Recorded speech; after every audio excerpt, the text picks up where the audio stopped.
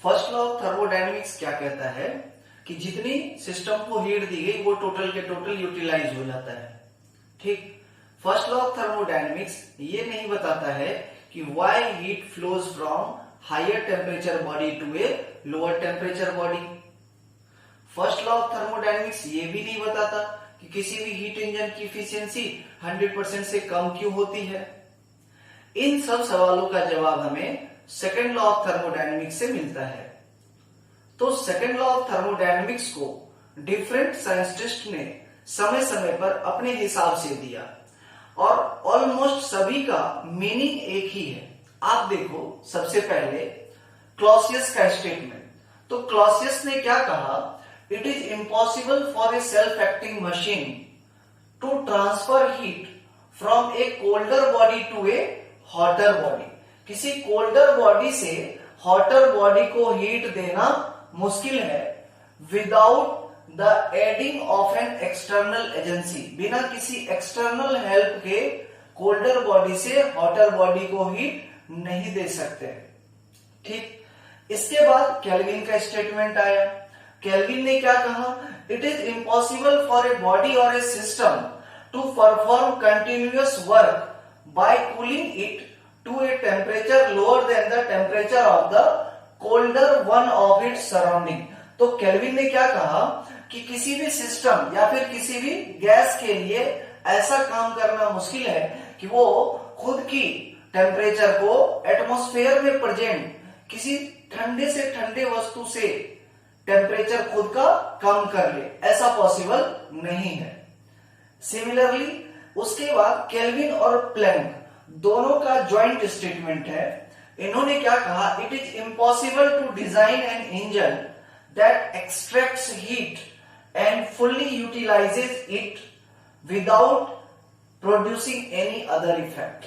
यानी इन्होंने क्या कहा दोनों ने कि कोई भी ऐसा मशीन बनाना पॉसिबल नहीं है जो कि किसी सिस्टम से किसी सोर्स से हीट ले और उस हीट को टोटल यूटिलाइज कर ले वर्क में without using N external agency. बिना किसी एक्सटर्नल सोर्स के, बिना कोई एक्सटर्नल डिवाइस के, बिना किसी एक्सटर्नल वर्क के टोटल हीट को वर्क में कन्वर्ट नहीं किया जा सकता है। ये केल्विन और प्लैंक का statement. Heat engine is a device which converts heat energy into mechanical work in continuous cyclic process.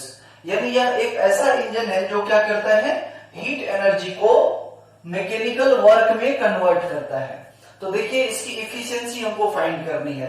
Suppose कर लीजिए यह हीट इंजन है, तो हीट इंजन क्या करती है, हॉट बॉडी को क्या बोलते हैं, सोर्स से हीट लेती है और कुछ वर्क करती है, क्योंकि इसका काम क्या है, हीट एनर्जी लेकर के मैकेनिकल वर्क करना।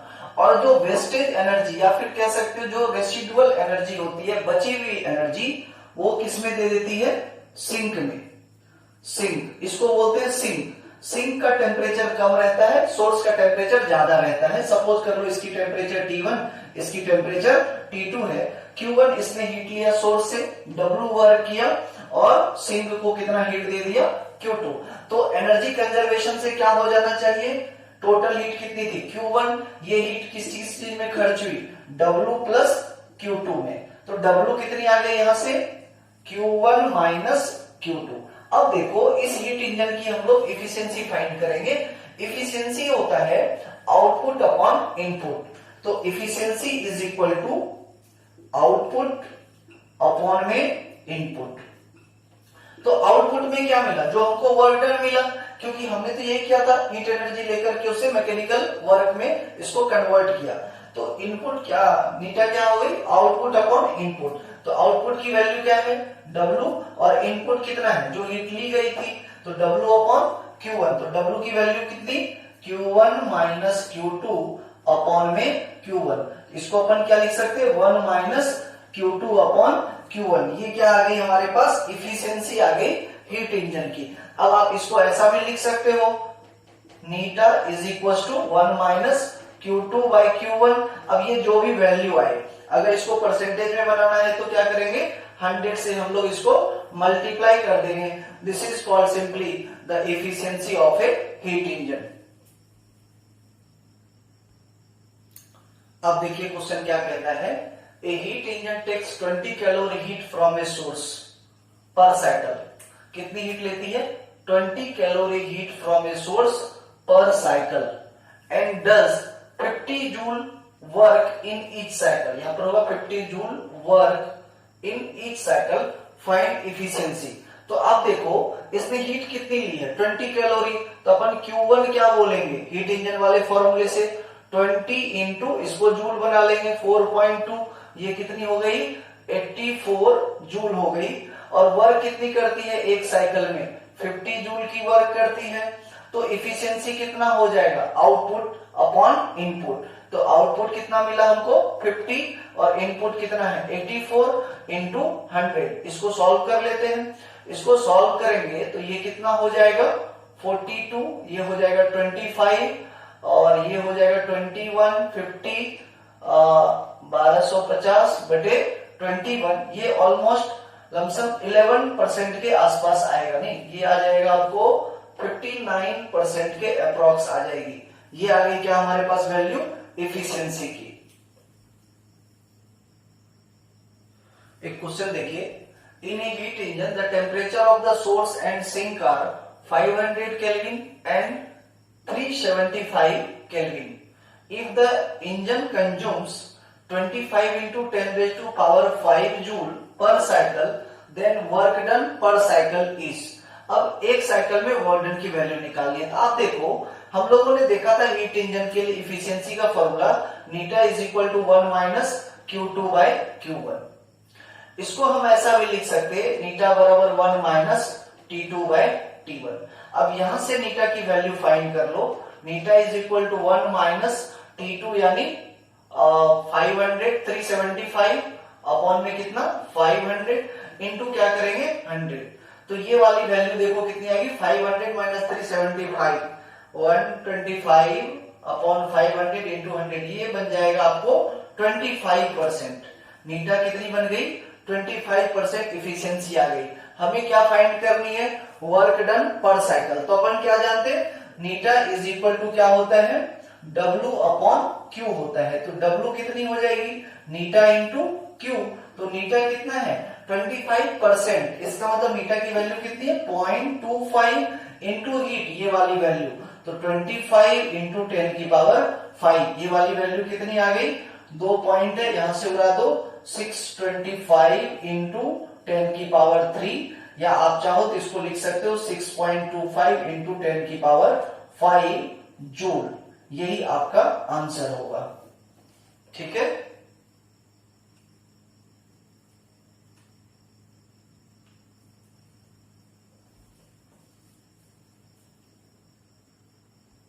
हीट इंजन क्या थी? हीट एनर्जी को मैकेनिकल एनर्जी में कन्वर्ट करती थी, यानी वो मैकेनिकल वर्क देती थी इन टर्म्स ऑफ आउटपुट, जिसको हम हीट इंजन का आउटपुट बोलते हैं। जबकि रेफ्रिजरेटर या फिर हीट पंप ये दोनों ही हीट इंजन की तरह ही बिहेव करता है, लेकिन हीट इंजन क्या करता है आउटपुट में हमको मैकेनिकल वर्क देता है, जबकि रेफ्रिजरेटर या फिर हीट पंप जो है यह इनपुट में मैकेनिकल वर्क हमसे लेता है। इसको समझते हैं। देखिए रेफ्रिजरेटर और heat pump is basically A heat engine working in reverse direction. ये चीज देखिए working in reverse direction, opposite direction में वर्क करता है। हीट इंजन क्या करती थी? हीट इंजन सोर्स से हीट लेकर के कुछ वर्क करती थी और वेस्टेज हीट को क्या करती थी वह सिंक को भेज देती थी। जबकि आप देखो रेफ्रिजरेटर क्या करता है सिंक से हीट लेता है, ठंडे चीज से हीट लेता है और कुछ इस पर हमको वर्क करना पड़ता है, अलग से कोई एनर्जी देनी पड़ती है, इनपुट ऑफ मैकेनिकल वर्क देनी पड़ती, और ये दोनों मिलकर के आउटपुट देता है किसको? सोर्स को दे देता। ठीक, तो देखिए क्या लिखा, a heat engine has a net output of mechanical work while the refrigerator requires net input of mechanical work. ये इनपुट है मैकेनिकल वर्क का। तो कह सकते हो आप basically refrigerator is a device used to cool the portion of space.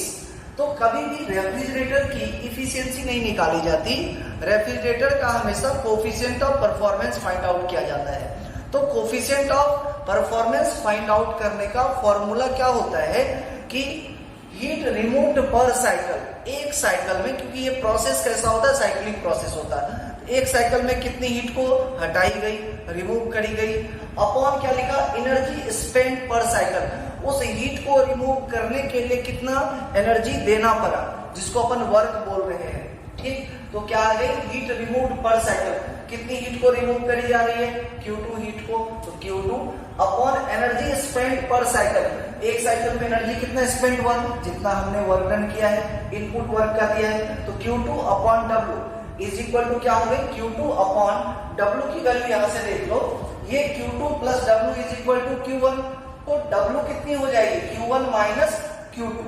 ठीक, तो यहां पर अपन ने क्या रखा, Q2 upon Q1 minus Q2, this is the beta यानी coefficient of performance of refrigerator. अगर आपसे ये कहता है क्वेश्चन में कि बीटा निकालो हीट पंप का, हीट पंप की अगर हमको बीटा निकालनी है तो सेम फॉर्मूला है, बट वहां पर हम लोग क्या लगा देते हैं, ये Q1 कि रिजर्वायर को नेट आउटपुट कितना दिया, तो वह कितना दिया, Q1 अपॉन में कितना लिख देंगे, W, तो ये वाली वैल्यू क्या हो जाएगी, Q1 upon Q1 minus Q2।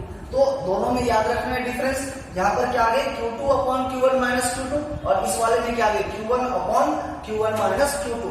तो अब बीटा के लिए अपन फॉर्मूला क्या जानते हैं, कोफिशिएंट ऑफ परफॉर्मेंस का फॉर्मूला क्या होता है, हीट रिमूव्ड पर साइकिल अपॉन इनपुट वर्क, तो Q2 अपॉन W। इस चीज को हम लोग क्या लिख सकते हैं, Q2 अपॉन W, W को क्या लिख रहे थे अभी जस्ट हम लोग, Q1 minus Q2, Q1 minus Q2। एक काम करते हैं, तो इसको डिवाइड कर देते हैं Q1 से, तो ऊपर में क्या हो जाएगी, Q2 अपॉन Q1 अपॉन, इसके नीचे भी Q1 है, तो 1 माइनस Q2 अपॉन Q1। अब देखो 1 माइनस Q2 अपॉन Q1 क्या होती है, मीटा होती है हीट इंजन की। इस चीज को अपन क्या लिख सकते हैं, Q2 अपॉन Q1 अपॉन, इस पूरी चीज को क्या बोलते हैं हम लोग, मीटा बोलते हैं। अब आप देखो अगर 1 माइनस Q2 अपॉन Q1 है मीटा के बराबर, तो Q2 अपॉन Q1 किसके बराबर हो जाएगी, Q2 अपॉन Q1 1 माइनस मीटा के बराबर। क्या इस फॉर्मूले को अपन ऐसा भी लिख सकते हैं, beta is equal to 1 minus eta upon में कितना, मीटा।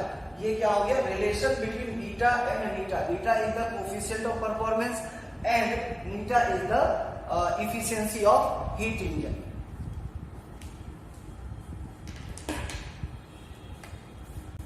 देखिए बीटा रेफ्रिजरेटर कितनी आ गई, 1 माइनस मीटा अपॉन मीटा, और बीटा जब हमको पंप का निकालना होगा तो क्या करेंगे, आउटपुट वाला एनर्जी अपॉन में वर्क डन। आउटपुट वाला एनर्जी कितना था, Q1 जो सोर्स को हमने दिया था।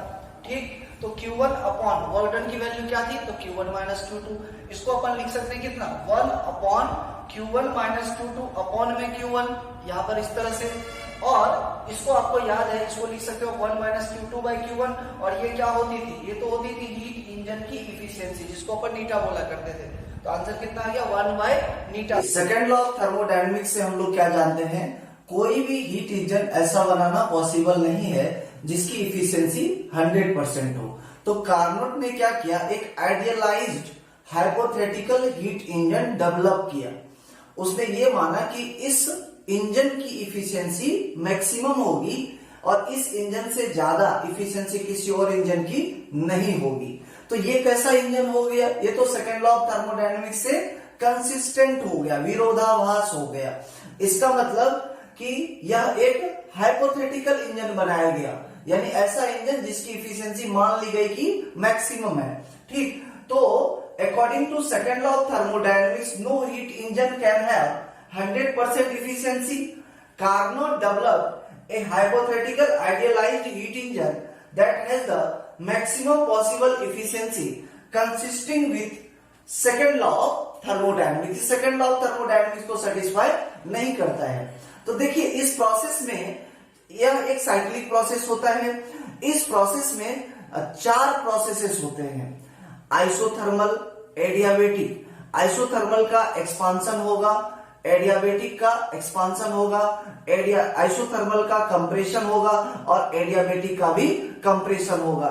ये प्रोसेस दो टेम्परेचर के बीच ऑलवेज होता है, एक हॉट टेम्परेचर होता है और एक कोल्ड टेम्परेचर होता है। कार्नोट साइकिल में क्या होता है, बेसिकली 4 प्रोसेसेस होते हैं। ये देखो, प्रेशर और वॉल्यूम के बीच का हम लोग कर्व ड्रॉ करते हैं। एक साइक्लिक प्रोसेस है। साइक्लिक प्रोसेस कैसा, A B C D A से बी तक का जो प्रोसेस है ये सेम टेम्परेचर पर हैपनिंग होता है। ये कौन सा प्रोसेस होना चाहिए, आइसोथर्मल। और देखो आप, ये एरो किधर है, ए टू बी, यानी वॉल्यूम बढ़ रही है। इसका मतलब क्या हो गया कि ये प्रोसेस कैसा है, आइसोथर्मल एक्सपांशन। तो जब आइसोथर्मल एक्सपांशन होता है तो हीट सप्लाई करी जाती है सिस्टम को, और जब सिस्टम को आप जो हीट सप्लाई कर रहे हो वही सिस्टम पे किया गया वर्क डन के बराबर होता है। तो यहाँ पर देखो, ए बी कैसा प्रोसेस है, आइसोथर्मल एक्सपांशन। तो heat absorb, that is Q1 bye the gas from the reservoir at temperature T1। तो हीट कितनी एब्जॉर्ब होगी, जो वर्क डन होगी। तो आइसोथर्मल प्रोसेस का वर्क डन कितना होता है, nRT ln V final by V initial. तो nR चूंकि टेम्परेचर T1 रहता है इसलिए nRT1 ln V2 by V1। ये हमारा इक्वेशन नंबर 1 हो गया। एक और चीज देखो, चूंकि ए बी प्रोसेस आइसोथर्मल है, हमारे पास एक और इक्वेशन आ सकती है, P1V1 plus P2V2, P1V1 is equal to P2V2। ठीक, अब देखो बीसी प्रोसेस कैसा है, बीसी प्रोसेस एक एडियाबेटिक प्रोसेस है, और चूंकि उसमें भी वॉल्यूम बढ़ रहा है इसलिए उसको क्या कहेंगे, एडियाबेटिक एक्सपांशन प्रोसेस। और जो एडियाबेटिक एक्सपांशन प्रोसेस होती है उसमें वॉर्डन का फॉर्मूला क्या होता है, nRT1 माइनस T2 अपॉन में गामा माइनस 1, उसी चीज को लिखा गया है। अब देखो यहाँ पर इस वाले पॉइंट का टेम्परेचर कितना T1 और इस वाले पॉइंट का टेम्परेचर कितना है T2। तो T1 माइनस T2 करते हैं ना, क्योंकि आपको याद है एडियाबेटिक प्रोसेस में क्या होता है, P1V1 minus P2V2 by gamma minus 1 warden की वैल्यू। तो P1V1 की जगह कितनी रख देंगे, nRT1, P2V2 की जगह क्या रख देंगे, nRT2। तो कितना आ गया फॉर्मूला हमारे पास, nR-T1 माइनस T2 अपॉन में गामा माइनस 1। एक और चीज देखो, ये चूंकि एडियाबेटिक प्रोसेस है तो प्रेशर वॉल्यूम का जो इक्वेशन था पीवी गामा कांस्टेंट, तो अपन बी पॉइंट के लिए क्या लिखेंगे, P2V2 गामा, और सी पॉइंट के लिए क्या लिखेंगे, P3V3 गामा। ये भी इक्वेशन हो गई, इक्वेशन नंबर 4 हो गई।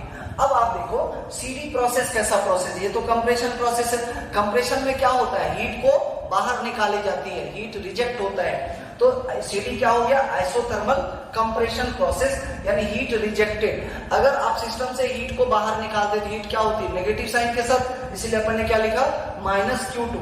और ये हीट रिजेक्टेड किसके बराबर होगी, वॉल्टन की बराबर होगी। तो W3 कितनी आ जाएगी, nRT2 ln V final by V initial. देखो तो सीडी प्रोसेस में V फाइनल तो क्या हो गया, V4, और V इनिशियल क्या हो गया, V3। अब इसके ये माइनस साइन के साथ आएगा। और ये प्रोसेस देखो आइसोथर्मल है, अपन ये भी कह सकते हैं P4V4 is equal to P3V3। तो एक और इक्वेशन हमारे पास आ गई, इक्वेशन नंबर 6। अब आप देखिए DA प्रोसेस कैसा है, ये तो क्या है कि एडियाबेटिक कंप्रेशन का प्रोसेस है, क्योंकि इसमें भी देखो वॉल्यूम कम हो रही है, अंदर की तरफ एरो आ रही है। ठीक, तो एडियाबेटिक है तो W4 अपन निकाले, यानी फोर्थ प्रोसेस में कितना वर्डन होता है, nR-T2 माइनस T1। क्योंकि देखो इस वाले जगह का टेम्परेचर T2 है, इस वाले जगह का टेम्परेचर कितना है, T1। हमारे फॉर्मूले में क्या होता है, इनिशियल माइनस फाइनल। तो इस वाले प्रोसेस में, DA प्रोसेस में इनिशियल क्या हो गया, T2, और फाइनल क्या हो गई, T1। तो अपन क्या लिखेंगे, nR-T2 माइनस T1 अपॉन में गामा माइनस 1, और माइनस nR, इसमें से माइनस को बाहर कर लिया तो minus nR-T1 minus T2 by gamma minus 1। और चूंकि ये देखो एडियाबेटिक प्रोसेस है तो हमारे पास एक एडियाबेटिक रिलेशन भी है, P4V4 gamma is equal to P1V1 gamma, ये कांस्टेंट हो जाएगा। ठीक है, ये total work done by the gas in one complete cycle, that is W is equal to W1, ये पहली वाली साइकिल है जो आइसोथर्मल एक्सपांशन वाली थी, W2 ये सेकंड वाली साइकिल है जो एडियाबेटिक एक्सपांशन में वर्क डन की वैल्यू थी, W3 आइसोथर्मल कंप्रेशन वाला है, और W4 फिर से क्या है, एडियाबेटिक कंप्रेशन वाला। तो टोटल वर्क डन क्या हो जाएगी, सभी प्रोसेस में किए गए वर्क डन का सम। अब आप देखो W2 और W4 की वैल्यू सेम है और अपोजिट साइन के साथ है, so they will go to cancel out each other. Now W is W1 plus W3। W1 क्या था? हीट एब्जॉर्ब, और W3 क्या था? Heat release. तो रिलीज हीट की अमाउंट क्या थी? Q2, और रिलीज हीट को कैसे लिखते हैं अपन? माइनस साइन के साथ, तो ये कितना हो गया? Q1 minus Q2। अब वैल्यू रखो, तो W is equal to Q1 की वैल्यू कितनी? nRT1 ln V2 by V1 minus nRT2 ln V3 by V4। तो नीटा क्या होगी? यानी इफिशियंसी आउटपुट अपॉन इनपुट। तो आउटपुट में क्या लिखते हैं अपन? वर्क डन की वैल्यू। इनपुट में क्या होता है? Heat absorb. तो इनपुट आउटपुट कितना? तो Q1 माइनस Q2, ये वाली जो वैल्यू थी, अपॉन में दिस। तो इसको अपन कैसा लिख सकते हैं? 1 माइनस Q2 बाय Q1। अब देखो, तो नीटा को ऐसा लिखते 1 minus Q2 by Q1। Q2 की वैल्यू ये वाली और Q1 की वैल्यू ये वाली यहाँ पर रख देंगे। अब मिलेगा क्या? आप देखो, NR से NR हो गया कैंसिल, तो T2 by T1 ln V3 by V4 upon ln V2 by V1।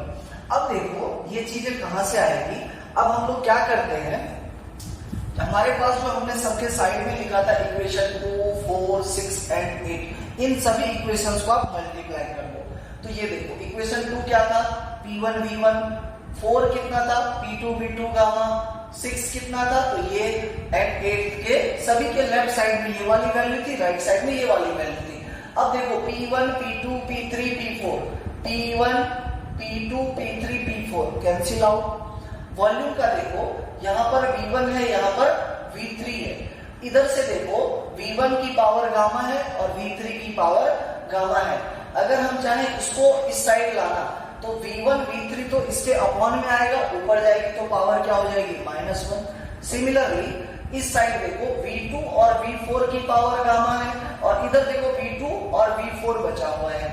इधर लेके आएंगे तो अपॉन में, ऊपर गया तो -1। अब ये दोनों की पावर सेम है, इसका मतलब ये बेस भी सेम है, तो V2 V4 बराबर V1 V3। इसका मतलब V3 by V4 is equal to V2 by V1। तो V3 by V4 is equal to V2 by V1, ये तो कैंसिल होके 1 हो गया।